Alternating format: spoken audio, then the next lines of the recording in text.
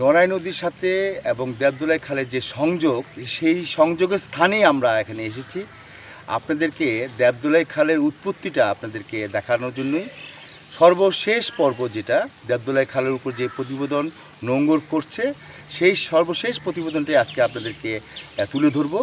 আমরা দেবদুলাই খালের যে চিত্র আমরা বুড়িগঙ্গা নদীর থেকে শুরু করে আজ শেষ পর্ব নড়াই নদীর সাথে সংযোগ, এই সংযোগটা দেখানোর জন্য আজকে এই প্রস্তুতি করা। আপনাদের এই দেবদুলাই খাল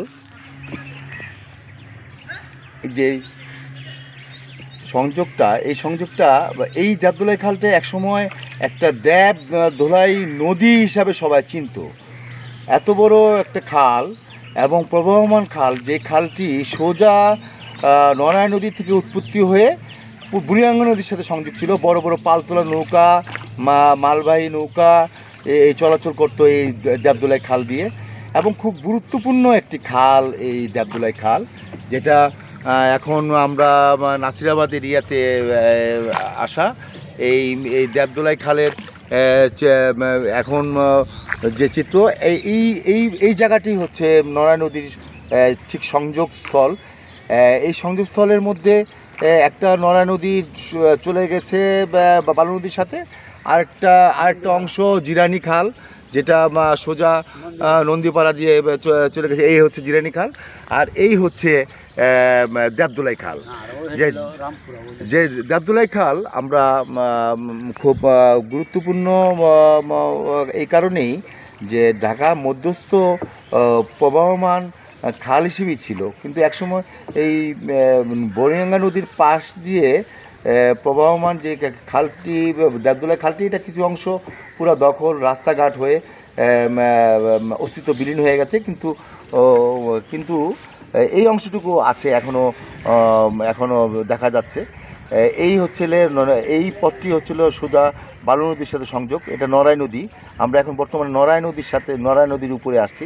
আমরা এই অংশটুকু সোজা চলে গেছে রামপুরা হয়ে, মেরাদিয়া হয়ে রামপুরা ব্রিজের সাথে সংযোগ হয়েছে। এটা নড়াই নদী, আর এই অংশটুকু হচ্ছিল দেবদুলাই খাল। খুব গুরুত্বপূর্ণ একটি খাল, যেটা আমরা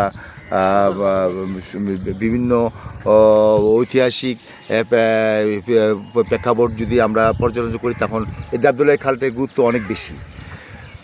আমরা এই পর্যন্তই আমাদের নোঙ্গরের অনুসন্ধানে আমরা দেবদুলাই খালের যে চিত্র আমরা বুড়িগঙ্গা নদী থেকে শুরু করে এই পর্যন্ত আমরা শেষ করলাম। আমরা মাননীয় মেয়র, দক্ষিণ সিটি কর্পোরেশন, উনি এই দেবদুলাই খাল পুনরুদ্ধারের জন্য, জিরানি খাল পুনরুদ্ধারের জন্য যে কার্যক্রম হাতে নিয়েছেন, এটাকে সাধুবাদ জানাই। কিন্তু এই দুই সাইডে যে 37 ফিট, এই পাশে 37 ফিট, এই পাশে 37 ফিট, আবার নাগদারপাড় ওই সাইডে 33 ফিট করে দুই সাইডে যে অ্যাকোয়ার বা খালের যে সীমানা নির্ধারণ করেছেন, এখানে লোকাল যারা আছেন তারা এটা নিয়ে একটু মতবিরোধ আছে। যদি তারা সঠিক প্রাপ্য বা জমির মূল্য সঠিক পায়, তাহলে হয়তো তাদের কোনো এটা কোনো অভিযোগ নাই। যদি না পায়, তাহলে তাদের এই ন্যায্য মূল্য যাতে তারা পায়, অ্যাকোয়ারের যে টাকা যেটা পায়, সেদিকে দিকে খেয়াল রাখতে হবে আমাদের মাননীয় মেয়র মহোদয়ের।